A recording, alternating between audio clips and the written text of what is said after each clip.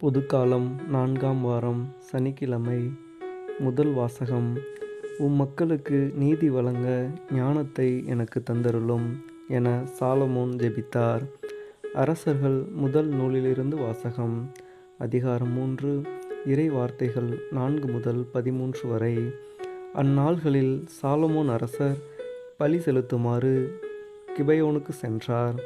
அங்கேதான் மிக முக்கியமான தொழுகை மேடு இருந்தது. அங்கிருந்த பலிபீடத்தின் மேல்தான் சாலமோன் 1000 எரிபலிகளை செலுத்தியிருந்தார். அன்றிரவு கிபெயோனில் ஆண்டவர் சாலமோனுக்கு கனவில் தோன்றினார். உனக்கு என்ன வரம் வேண்டும் கேள் என்று கடவுள் கேட்டார். அதற்கு சாலமோன், உம் அடியாராகிய என் தந்தை தாவீது உமது பார்வையில் உண்மையுடனும் நீதியினுடனும் நேரிய உள்ளத்துடனும் நடந்து கொண்டார்.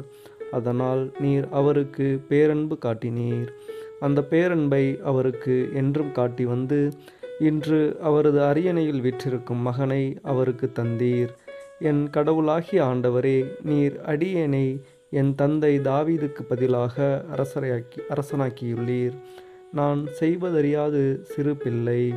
இதோ உமக்கென நீர் தெரிந்து கொண்ட திரளான மக்களிடையே அடியேன் இருக்கிறேன். அவர்கள் எண்ணி கணிக்க முடியாத மாபெரும் தொகையினர். எனவே மக்களுக்கு நீதி வழங்கவும் நன்மை தீமை பகுத்தறியவும் தேவையான ஞானம் நிறைந்த உள்ளத்தை அடியேனுக்கு தந்தருளும். இல்லாவிடில் உமக்குரிய இம்மாபெரும் மக்கள் இனத்திற்கு நீதி வழங்க யாரால் இயலும் என்று கேட்டார். சாலமோன் இவ்வாறு கேட்டது ஆண்டவருக்கு உகந்ததாயிருந்தது. கடவுள் அவரிடம், நீடிய ஆயுளையோ செல்வத்தையோ நீ கேட்கவில்லை, உன் எதிரிகளின் சாவையும் நீ விரும்பவில்லை. மாறாக நீதி வழங்க தேவையான ஞானத்தை மட்டுமே கேட்டிருக்கிறாய். இதோ நான் இப்பொழுது நீ கேட்டபடியே செய்கிறேன். உனக்கு நிகராக உனக்கு முன்னே எவரும் இருந்ததில்லை, உனக்கு பின்னே இருக்கப் போவதும் இல்லை.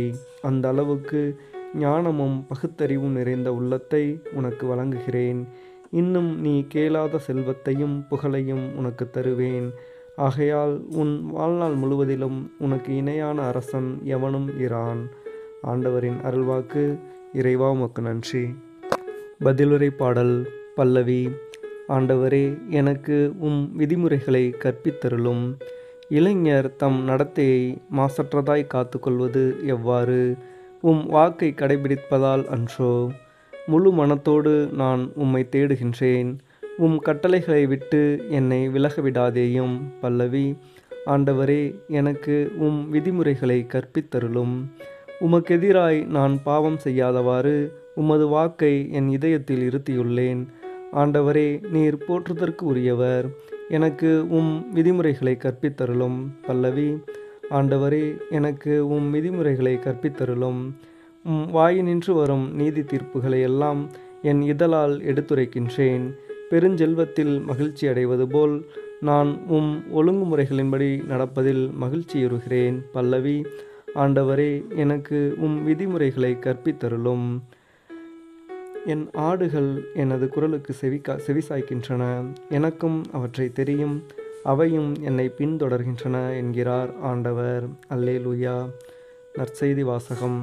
மக்கள் ஆயரில்லா ஆடுகளைப் போல் இருந்தார்கள். மார்க்கு எழுதிய தூய நற்செய்தியிலிருந்து வாசகம். அதிகாரம் 6. இறை வார்த்தைகள் 30 முதல் 34 வரை. அக்காலத்தில் திருத்தூதர்கள் இயேசுவிடம் வந்து கூடி தாங்கள் செய்தவை கற்பித்தவையெல்லாம் அவருக்கு தெரிவித்தார்கள். அவர் அவர்களிடம், நீங்கள் பாலை நிலத்திலுள்ள தனிமையான ஓர் இடத்திற்கு சென்று சற்று ஓய்வெடுங்கள் என்றார். ஏனெனில் பலர் வருவதும் போவதுமாயிருந்ததால் உண்பதற்கு கூட அவர்களுக்கு நேரம் கிடைக்கவில்லை. அவ்வாறே அவர்கள் படகேறி பாலை நிலத்தில் உள்ள தனிமையான ஓர் இடத்திற்கு சென்றார்கள். அவர்கள் புறப்பட்டு போவதை மக்கள் பார்த்தார்கள். பலர் அவர்களை இன்னாரென்று தெரிந்து கொண்டு எல்லா நகர்களிலிருந்தும் கால்நடையாகவே கூட்டமாய் ஓடி அவர்களுக்கு முன் அங்கு வந்து சேர்ந்தனர். அவர் கரையில் இறங்கிய போது பெருந்திரளான மக்களை கண்டார். அவர்கள் ஆயரில்லா ஆடுகளைப் போல் இருந்ததால் அவர்கள் மீது பரிவு கொண்டு அவர்களுக்கு பலவற்றை கற்பித்தார். ஆண்டவரின் அருள்வாக்கு. கிறிஸ்துவே உமக்கு புகழ்.